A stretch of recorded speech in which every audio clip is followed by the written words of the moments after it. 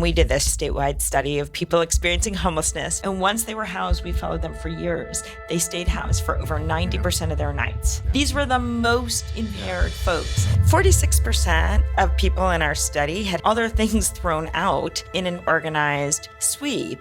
People were devastatingly poor. So the median income was $960 a month, a relatively small intervention done at the period in which they were about to lose their housing would have solved their homelessness. We need to have a maniacal focus on creating more housing. And when you talk about homelessness, 50 is the new 75. I've been screaming this from the rooftop since 2004. Right. Like, this is a problem. We need to start talking about it. And this is creating and sustaining this crisis, and yet the silence around it. Like, you know, every time everyone's like, mental health and substance use, I'm like, or... Dr. Kushel is one of my favorite people, and this is an extremely important podcast. This one does a deep dive into some groundbreaking research about homelessness in California, but it's applicable to homelessness around the country. Dr. Kushel is professor of medicine at the University of California, San Francisco, and director of the UCSF Benioff Homelessness and Housing Initiative. This is the podcast you want to share with everybody. As you know, my focus is always messaging. Yeah. The opposition to housing They're so good. is willing to lie. They're willing to lie. I know. And how do you combat that? Right. And I mean, the thing that we've seen recently is just complete lie. And they'll do things like add citations that don't say what they're saying it says. And then the public's like, well, it's so well cited. Right. I'm like, right. But the citations literally say the opposite of what this person is claiming. And they cherry pick data. And they cherry pick data. They cherry pick and they'll take just a section Yes. that they feel Right. will push their Narrative. point, their narrative to get people to support criminalization Yeah. and to not support housing. And it's really hard. I mean, as an academic, we are trained to be so careful, like so careful, that we hold ourselves back from saying things that we sort of know to be true, but like if we don't have it proven within, you know, every last thing. And so here we are being unbelievably careful. And then the other side is just sort of saying whatever they want to say, claiming that it's true. They say it with such force that it's believed. Another thing we see is, like, you know, in academia, we have to write, let's say, a limitations section. And so we'll write something that is like very technical, right? That like where the order of magnitude that like you're talking about it is like, okay, it could be 11%, but I can't promise you it isn't 10.5%, right? So you write that in limitations section. And then they're like, oh, you're lying, because they pull out the limitation section and people don't understand. Yeah. Well, we've already jumped in it. Yeah. And since we're here, because you just published some research on homelessness in California. Yeah. And the opposition. Yeah. And as far as I know, it's the most in-depth. Yeah. You know, you guys really did an amazing job. Yeah. And the opposition to housing is critical of it, Right. but it's their criticism is not merited. It's not warranted. Right. When we did this, you're referring to the California statewide study of people experiencing homelessness, which we call CASPEH. We knew that people would criticize it because we knew that as soon as you open your mouth about homelessness and housing, there's organized, well-paid, well-engineered opposition. So we went out of our way to be unbelievably careful. Like, it was important to me leading that study that it be unimpeachable, that we are really careful. And so to give you some examples, we went into areas, we were in 8 counties that we chose to represent the state because it's a huge state. You can't be in all 56 counties or whatever it is. And so we, what's called purposefully chose 8 counties. We use huge computer models to figure out which 8 counties together would represent the state as a whole.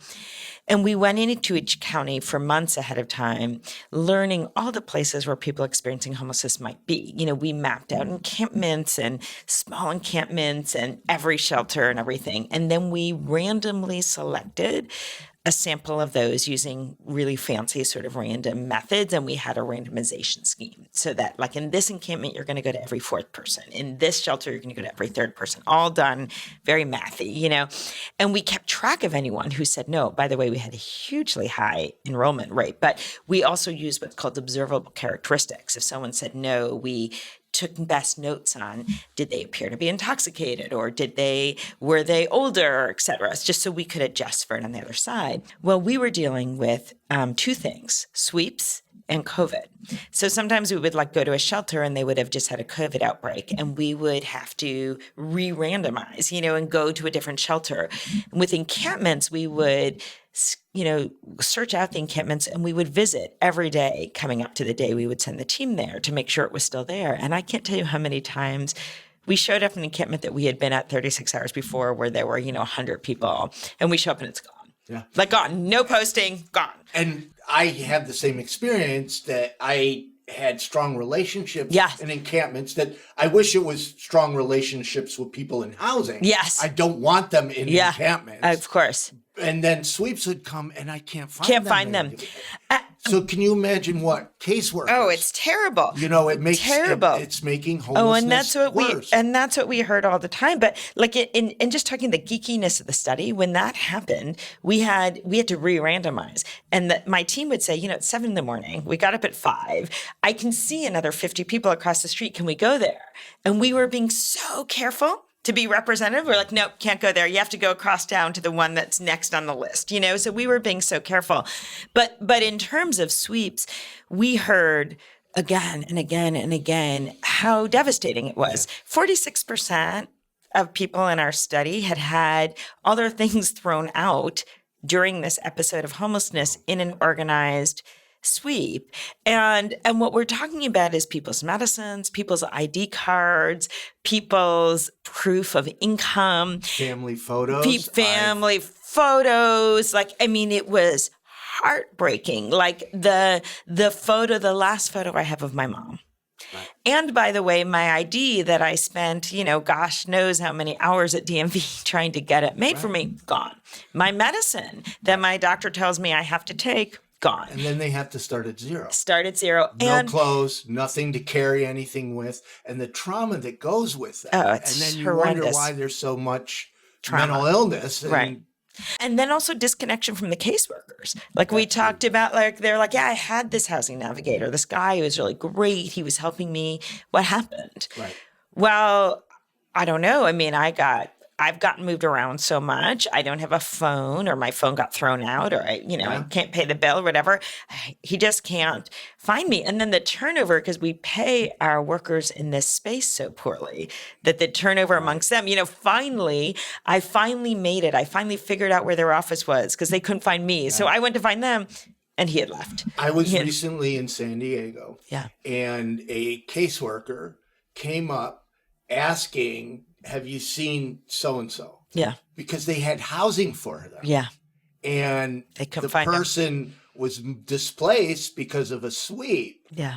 And this person would have gone into housing. Of course. You ended homelessness for this person, but then they can't find them. They can't find them. And then, that housing unit, they're in a quandary, right? Do we give it away to someone else, or do we spend a couple of weeks trying to find this person, and then they get sort of pilloried on having an empty housing unit? You can't win. Well, let's talk about the research. Yeah. That you can start anywhere, because I thought so much of it. And I just want to say, people will say, well, that's California. Yeah.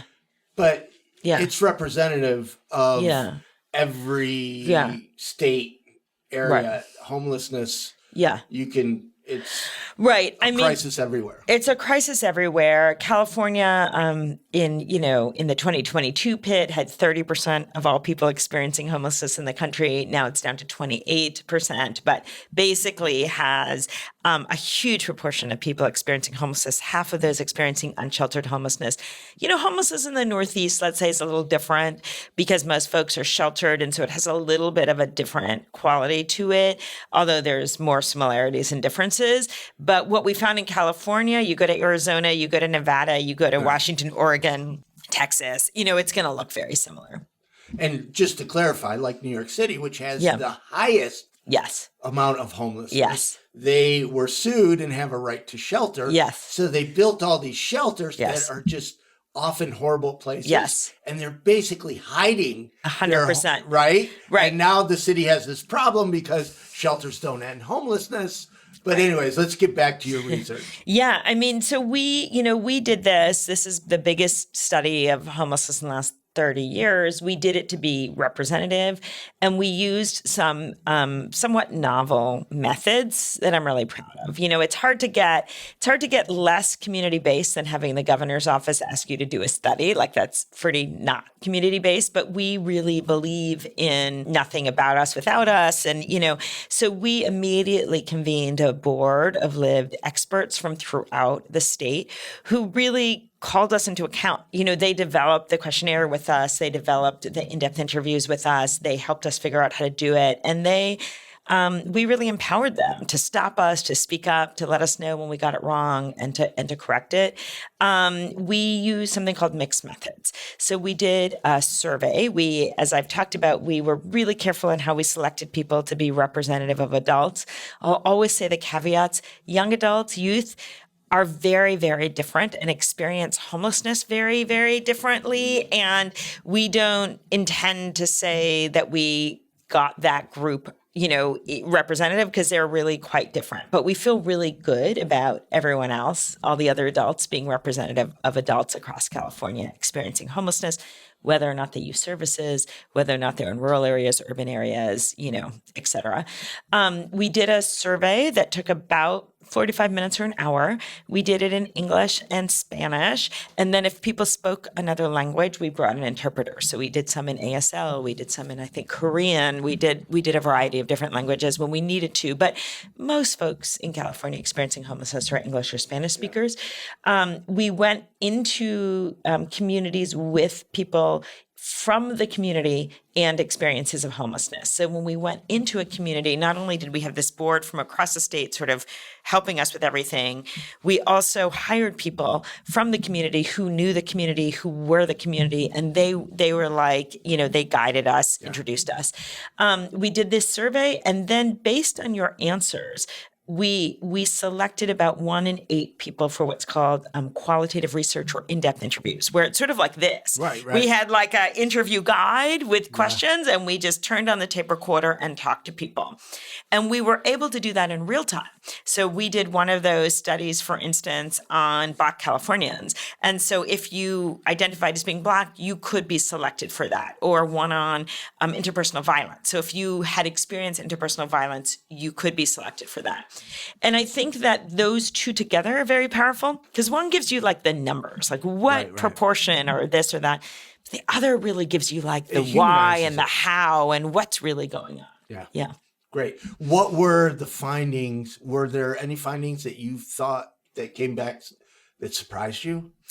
I would separate that into what probably surprised the general public and what surprised me. I think there were things that didn't surprise me at all, but I think surprised the general public. 9 out of 10 people lost their housing in California. A higher proportion were born in California than Californians overall. I've lived in California since 1995. I wasn't born here. And that's a pretty common story, but... So since we're here, what happens is people say, well, they're not from here. They're not from here. Well, if you ask me where I'm from, and I've lived in Los Angeles for 30 years, I'll say I'm from New York. Right, exactly. They don't do the follow-up question because people move to California. They get a job. They often move for a relationship or a job. and they might be from Indiana or Florida. But they've been from here for a very long time. And as I said, a higher proportion were born in California. These are real, like, long-term Californians. The people pushing propaganda will go out and record videos where you're from, and they'll see Indiana, Florida, and everything else. They don't ask, how long did you live here? Exactly. Right. Now I'm 50. I moved to California when I'm 18, and I lost my housing when I was 49. Right. Okay, are you really from Indiana at that point? Right. So that's part of it. 75% were in the same county. And interestingly, Mark, the 10% who didn't lose their housing in California, they were mostly people who, very small group, but they were mostly people who really were Californian, who had like moved out of state for like a short thing and then moved back, right? People were Californian, and we verified that. And we verified that in the qualitative interviews too, because some people were like, how do you know people aren't lying? And first of all, I was like, only you are obsessed with everyone being from California. That's sort of a weird thing to lie about. But also in the in-depth interviews, we have people talking about like their journey. And so they're naming these neighborhoods that we had to look up, like that are, you know what I mean? That are part of like obscure neighborhoods in whatever city we were in, or small towns in the county we were in. So that, I think, surprised the public, didn't surprise me. People were devastatingly poor. So the median income in the 6 months before people lost their housing was $960 a month. $960 a month. And the median rent is like for a studio or one bedroom is up in the $1,500 a month. Like, it's undoable. I recently read that in Los Angeles it's $2,400. Yeah. And that was something that was super interesting too, is that the median income was similar whether you were in there's no part of California that's low cost, but it was similar actually whether you were in, let's say, LA, which is the one county we're being public that we were in because it was its own region. But whether you were in LA or whether you were in a low cost rural area, the median income was similar, which I thought was interesting. About 20%, 19% of people came directly from institutions, like the night before. That is not talked about enough. Yeah. And that's an underestimate, Mark, and I'll tell you why. I mean, so 19% came directly, and institutions were primarily prisons or extended jail stays. Short jail stays didn't count as, so extended jail stays or prisons, that was 14%. The next most common, the only other one institution that sort of rose to the level was actually inpatient drug treatment. Yeah. Those folks, we know that we're sending them into homelessness. We know that, and we could interrupt that cycle if we wanted to. And instead, the opposite is happening because there's this growing push for criminalization. Right. Exactly. And once somebody gets a record, they're not able to find employment. And if we do arrest them at $132,000 a year per inmate, then they end up still homeless when they get out. And treatment, everybody's pushing for this forced treatment. And I've seen this. Somebody goes into treatment, it's normally like 28 days because that's all insurance will pay for. And then they're exited back to homelessness where they get everything stolen and lost and they, re-traumatized. Right. And so, So, I mean, that really struck me. The level of violence was astonishing.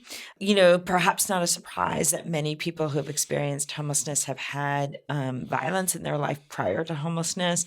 But the level of violence while people were experiencing homelessness was heartbreaking. And we thought to ask people not who like John Smith, but who, like, was it a partner, a romantic partner? Was it a family member? Was it a acquaintance?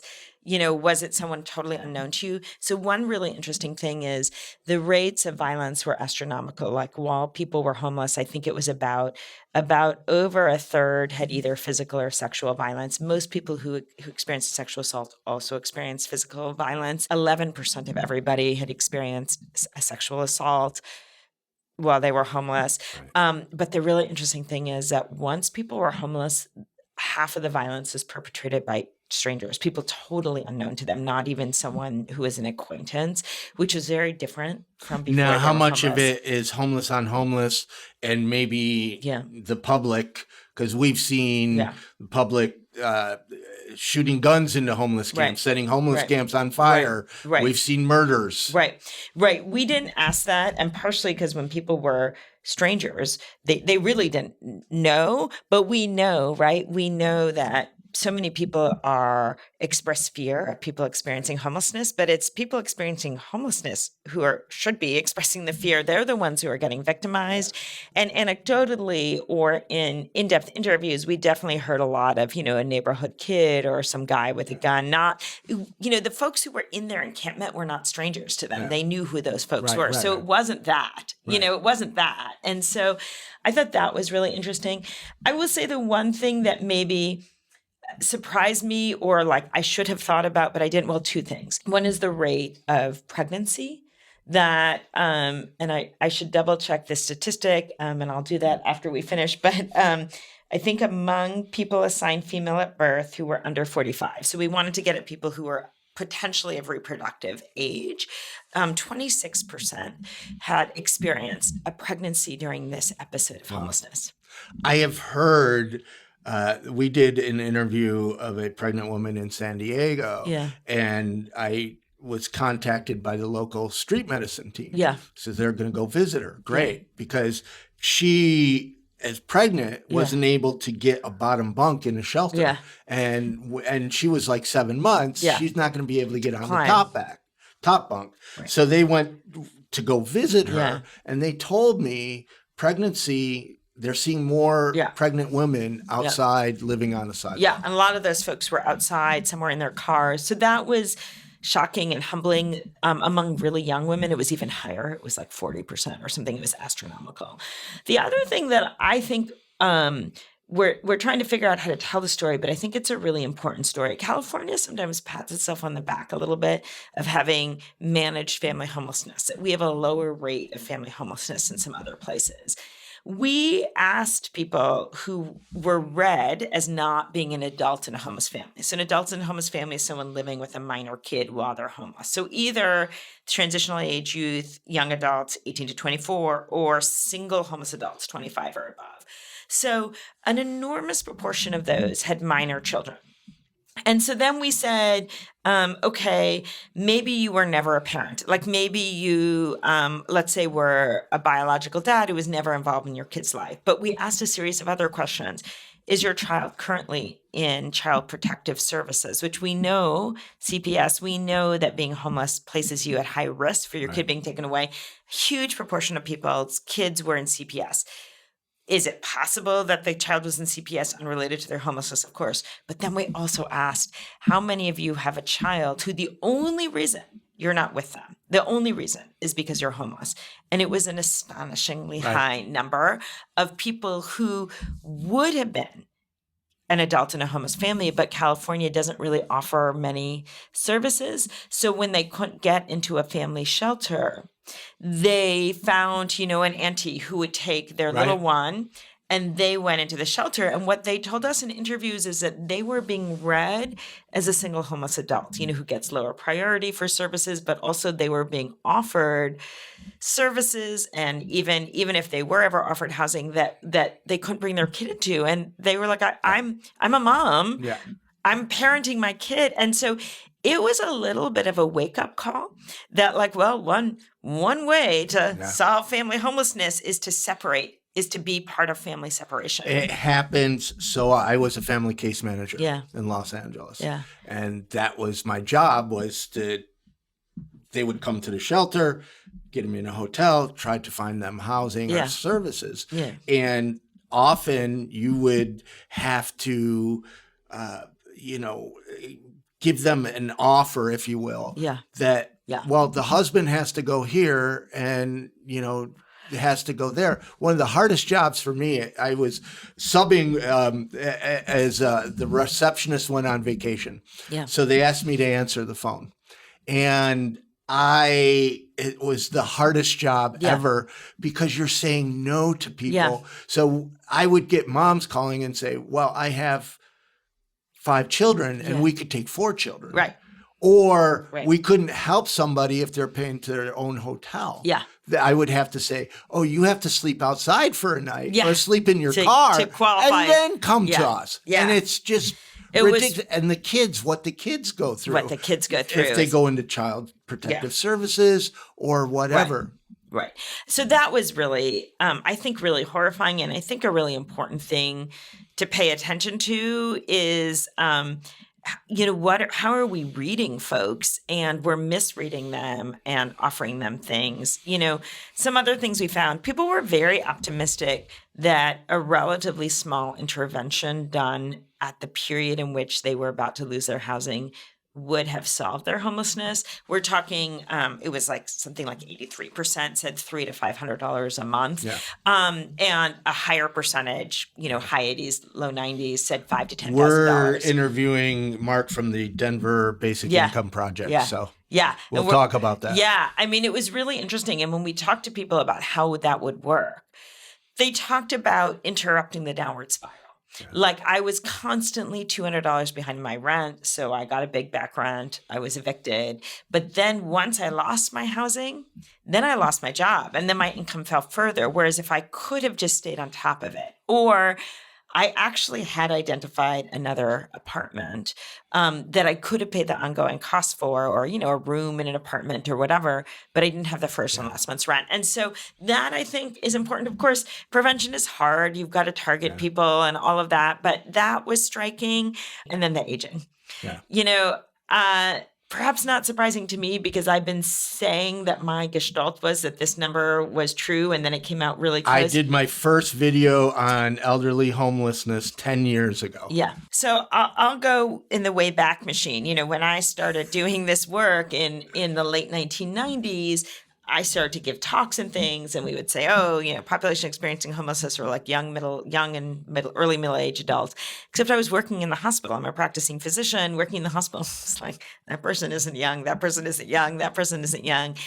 And I was like, wow, am I reading this, or am I just seeing a really skewed population? So I was sitting there talking to a friend of mine, Judy Hahn, who's an epidemiologist, and we were brainstorming. And we realized that the study we had both been involved in San Francisco had been serially interviewing adults who are homeless to recruit them, and then they would test them for HIV. And if they're HIV infected, they would get into like a long study. But they had like basic information on, they would do 1,000 people and 3 years later, 1,000 people and 3 years later. And so we actually literally went through the filing cabinets and found all the data. And we found that in 1990, 1991, 11% of adults experiencing homelessness in San Francisco were 50 and older. And the last data we got our hands on was 2003 was 37%. Wow. And I was like, whoa. This is a really big deal. Yeah. Mark, we write it up. We start sending it to medical journals. It gets rejected from like 10 journals. They won't even look at it. Really? Yeah. They were like, this isn't interesting. I was like, no, this is really interesting. We wrote it up in like 2004. Yeah. So we're like shopping it around. And finally in like 2005, a journal that wasn't a huge journal said, well, if you can shrink it down to 1,000 words, we'll publish it. We don't think it's that important, but maybe we'll give it like a page or whatever. We're like, fine. We did it. It comes out, that was like before things were online. They can't, you had to wait till it was printed. So we start submitting this in like early 2004. It doesn't come out till January 2006.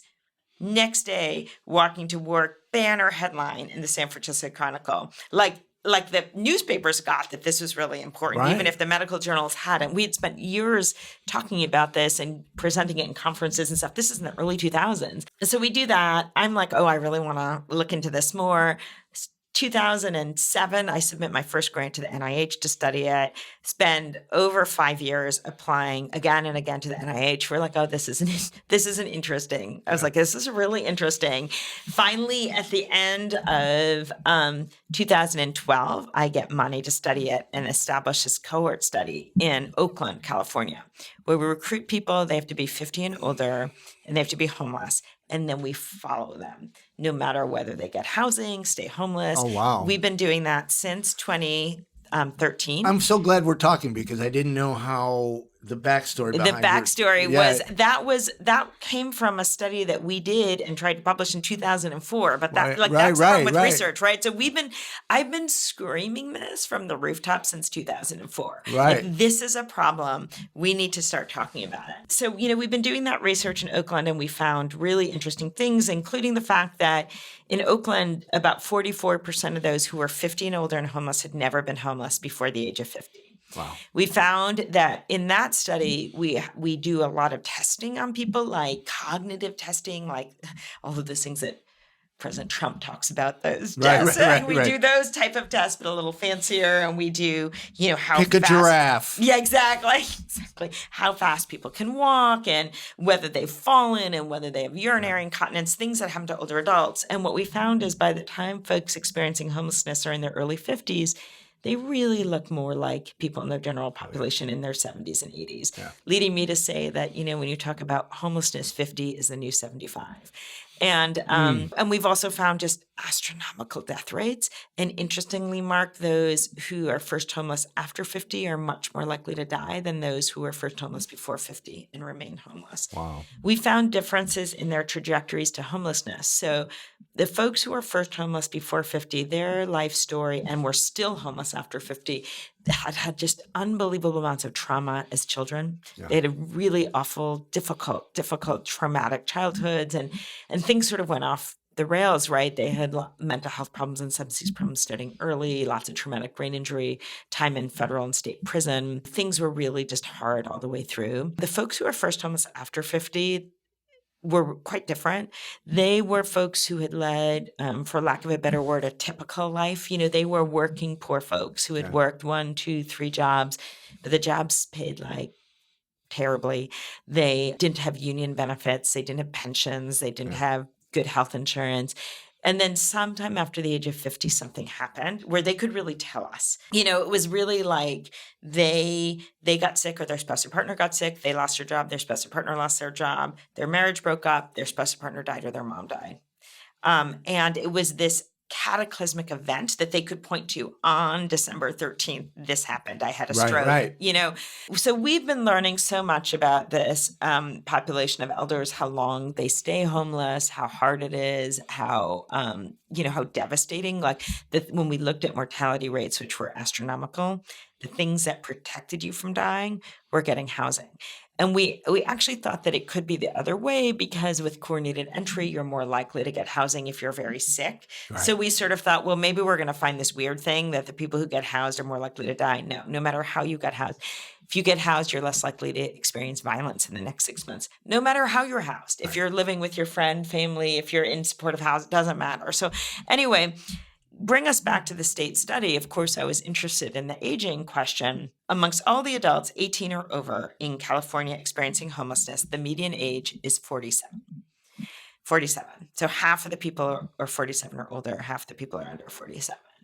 If you look amongst those single adults, so you pull out the moms who are living with their minor children. Of course, we're not pulling out the moms who have minor children who are living with auntie, but just among the people read as single homeless adults, obviously the folks 18 to 24 aren't over 50. But if you look at those who are single homeless adults, 48% are 50 and older. So basically half is what we're talking about now. And when you look at things like functional disabilities, so difficulty, buttoning a shirt, difficulty toileting, like sitting down in the toilet, sitting up from the toilet, difficulty walking, all of those things, it's astronomically high.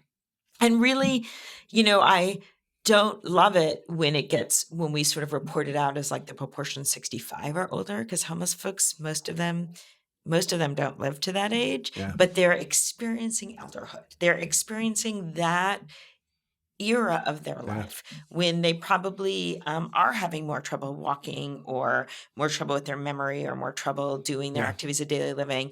And when they're in those last 5 or 10 years of their life, they're just experiencing it early. Of course, we did have real elders. Our oldest person in the study was 89. Oh. Yeah. Wow. Yeah. I can't imagine. No, I can't imagine. And, boomers are hitting 65 at 10,000 people a day. Yeah. I am a boomer. Yeah. I lost everything in the 08 crash. Right. And then, you're working past 70. Yeah. COVID hits, right? Yep. Another, and your safety street. net, whether you had, some kind of equity in a house or 401k, it's all gone. Right. And now shelters are starting to look like nursing homes. They are. I had a street nurse come up to me about a month ago that thanked me for talking about elderly homelessness, because she said they're having trouble finding beds in a homeless shelter that are near an outlet so they can run an oxygen machine. Well, what we're starting to hear stories of also is, someone comes in, they've got a walker, they have incontinence, they fall a lot, and the shelter says, I can't care for you, but you know what's happening in California? Those folks are then sleeping outside.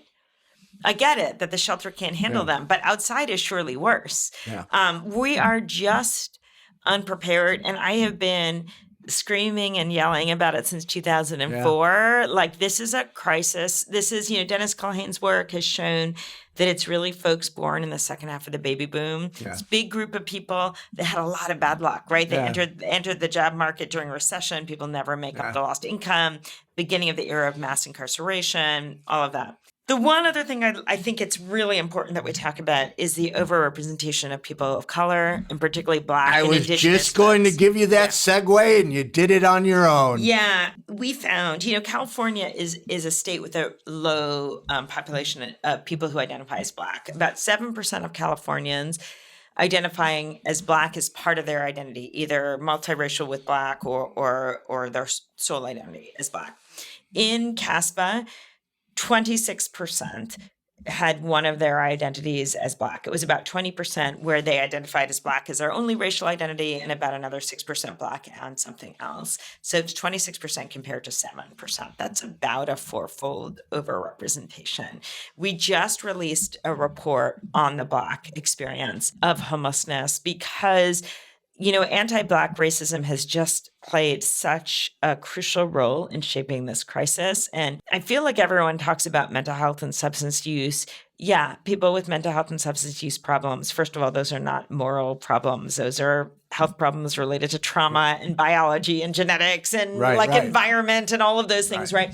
But sure, if you have a mental health or substance use problem, you are going to have harder navigating a brutal housing market, and you're going to be more likely to be homeless. And once you're homeless, then all hell breaks loose, right? And those problems get worse. It's like we talk about that, and we talk about that, and we talk about that, and we don't actually talk about the elephant in the room, which is the way that anti-Black racism has really determined this crisis that Black folks were, systematically, from the time of enslavement, from the time of slavery, have been excluded, from everything. And then you go to the Jim Crow era, and then you go to the migration, right, where members of the Black community fled the overt racism in the Deep South, coming to the North and to the West. And so how did the North and the West respond? They responded with redlining, right, with using racial covenants to not allow Black folks to buy homes in or live in certain neighborhoods.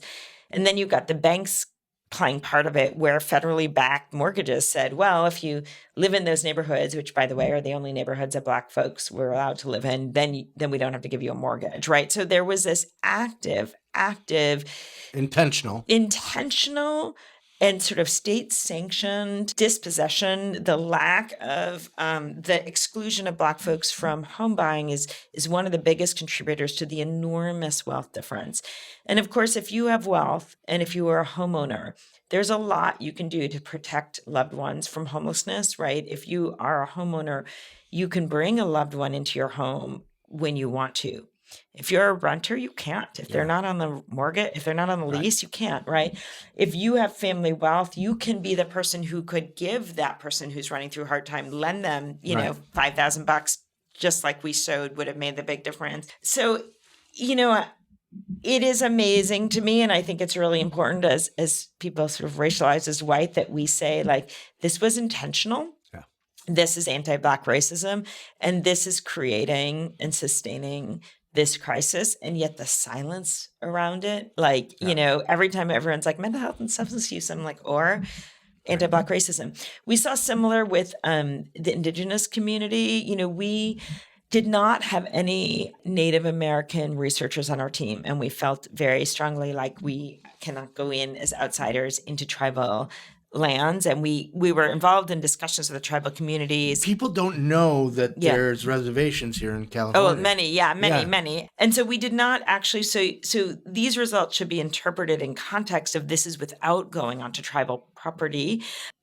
Something like 12% of people had an Indigenous identity, which is about 4 times what you would expect in California. And this is without going onto tribal lands. Folks from, who were the original Americans, and as like I was talking to an Indigenous homelessness activist who had a, sticker she gave me which said, there was no homelessness before 1492, right? Yeah. I mean, really, we stole people's lands. And so that's another group that doesn't get enough attention, pointed at them, and the ways in which this has really, anti-Indigenous and colonialism has really shaped homelessness. And then the fastest rising group is probably the Latinx population, who we suspect were particularly affected by the COVID pandemic. Were sort of left out of a lot of the interventions that provided some safety net during COVID and things. So that's another population that we're writing about and think it's really important to talk about. So what do we do? How do we solve this? How do we fix all this crisis? Right. I mean, look, California right now has 24 units of housing that are available and affordable for every 100 extremely low-income households. We're doing a little better than we were a few years ago when we were at 21, but we are in a really, really bad place. And arresting people just harms them and just increases their trauma and increases the barriers that they have to jobs and to housing, right? Because we heard time and time again how a criminal justice record affected you both in jobs and in housing, right? That is not the answer. And moving desperate people from one place to another place, that is not the answer. We obviously do, need shelters because, when it's pouring rain like it was this weekend, it's really not safe to be outside and things, but shelters are not the answer. When you're living in a homeless shelter, you are still experiencing homelessness and all of the bad things are still happening to you. And so there is no route, there's no magic here. Everyone's looking for I'm going to come up with an app to solve homelessness. There isn't actually any magic here. We need to do. Imagine being the reason someone's life takes a turn for the better. At Invisible People, we believe everyone has the power to make a difference. Every day, millions of people suffer the harsh realities of homelessness. But together, we can change that. By supporting Invisible People, you become the hero in the stories of those who are often ignored and overlooked. Your donation directly impacts our efforts to create powerful content that educates and inspires the public to influence policy change. You can change the narrative and make a real difference. Visit invisiblepeople.tv/donate today and become the hero that helps us continue our important work. Everyone's looking for I'm going to come up with an app to solve homelessness. There isn't actually any magic here. We need to do everything that we can to increase the availability of housing. We're in this weird state in California where one of the most important interventions for homelessness would be to fully fund the housing choice voucher program, right? So Section 8, you take it on the private market, you pay 30% of your income and then it pays the rest of the rent. In a lot of parts of this country, and this has been shown empirically, that would effectively end homelessness. In California, there's so little housing and there's so much discrimination against housing choice voucher holders that alone would not end homelessness. Although I like to call it necessary but not sufficient, because we're never going to drive the housing prices down to the level that folks who are desperately poor, living on disability or working minimum wage jobs are going to be able to afford. So we need it's a both and. We need to have a maniacal focus on creating more housing. And importantly, targeting that housing towards extremely low-income households. There are some people who tell stories of I was a homeowner and then I used drugs and then my wife kicked me out and I was homeless. But that's not that's not really who's experiencing homelessness, right? It's people working minimum wage jobs or people with significant disabilities. So we need to focus on those ELI housing, both creating more housing, bringing down the cost of housing, and creating housing subsidies. So people always come back at me and said, oh, I just walked down the street and this person, and they seemed to me like me, untrained person, but they seemed like they were mentally ill, and they were, and they seemed like they were using drugs, and surely just housing won't help. Housing does help. And we've shown that even folks with significant behavioral health needs can and need to be housed, and they can be housed. We've shown it empirically. Like we did this study in Santa Clara where we mined their data to find the 400 folks who were chronically homeless with the highest level of impairment and system involvement. And we only had 128 units of housing. So we didn't even go out to look for them because we're like, these are folks who are system involved. They're going to show up in jail. They're going to show up in the psych ER. They're going to show up in the ER. When they showed up, we said to them, can you imagine, Mark? We were like, so we only have enough housing units for half of you. So if you agree to be in this study where you have to sign 20 pieces of paper so we can follow you, you'll have a 50-50 chance of getting housing. 3 people were like, oh, I'm tired. Come back another day. Yeah. 1 person who was eligible said no. Every other person said yes. Yeah. So all of the stuff that people don't want housing is absurd. Like, it's absurd. I'm not sure I would have signed that. They'd never met me before. I've been up all night, 20 pieces of paper because that was a research study. By the time we finished that, 91% of the people randomized to housing were housed. And once they were housed, we followed them for years. They stayed housed for over 90% of their nights. Yeah. These were the most impaired folks. We can house people. Anyone else who's less impaired is easy peasy, right? I have seen as a case manager and as my travels, 100% of people can go into housing. Yes.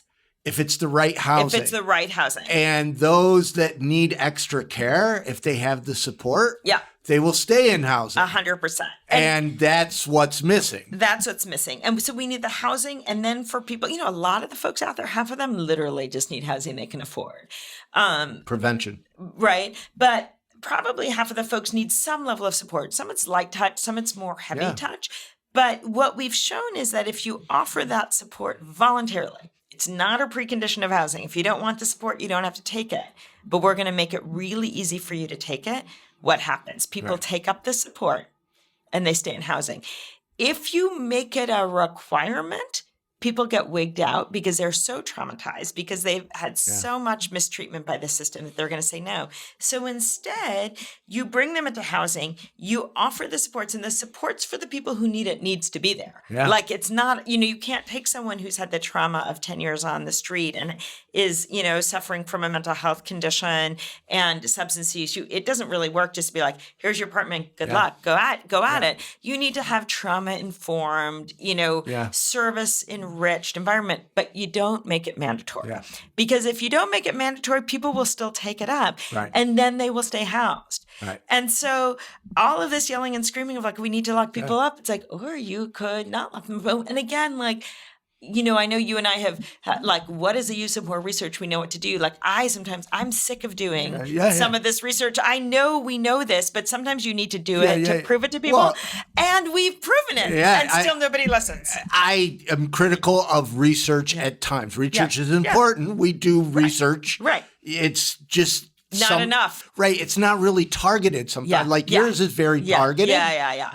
And built with the community who told us exactly. But I see so many research projects. I'm like, why do you do that? Why, and this, that is my rant about research. Right. Which I agree with you. And like the housing first thing, even when we started that project 10 years ago, I was like, oh God, we don't need to do this. We already know this. And they're like, we've seen this in Canada. We've seen this in France. We've seen this in New York, and they're like, but no one believes it. So we're like, okay, we did it again. We proved it. And yet.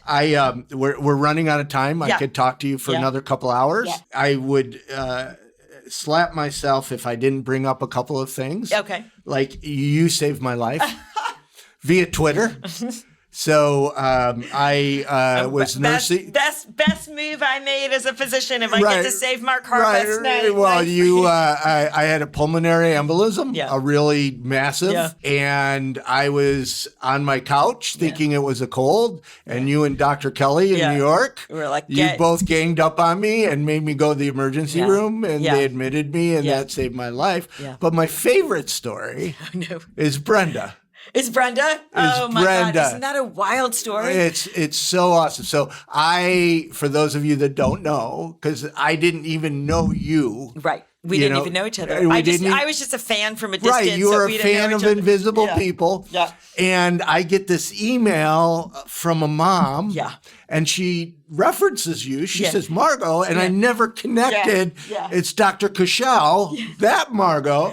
And Brenda is homeless on, Fifth Avenue, New York City. Yeah.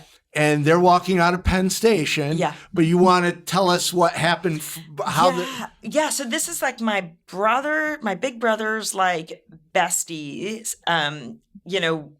approached me and said, my kid is needing to do a project for her school on homelessness. And I was like, oh, okay, sure. And so this lovely, incredible young kid who I hadn't known before, just really rock star, was in probably like 5th grade or something. And I'm trying to think of like what's appropriate for a really precocious, wonderful 5th grader. And I think, Invisible People.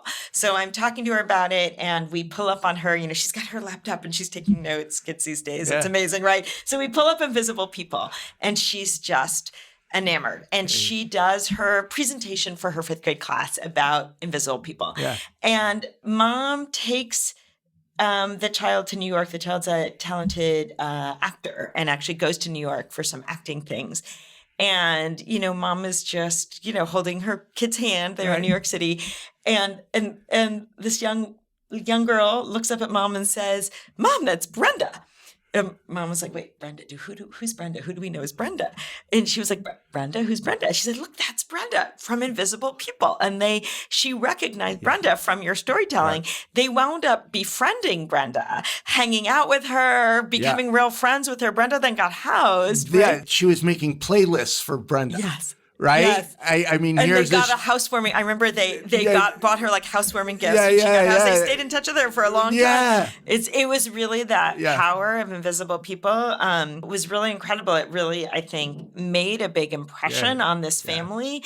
And the fact that New York City is a very big place. Oh yeah. And the little girl was like, she had been so moved by Brenda's story, and she said, I recognize her lipstick. Yeah. It's the lipstick. Because people judged her about her lipstick. Yeah. So if you had 3 wishes, what would they be? Gosh, well, obviously one would be to end homelessness for all. The second would be to somehow create a world where the lessons that we've been learning and talking about anti-racism were not just words, but were actually, actually became part of who we were.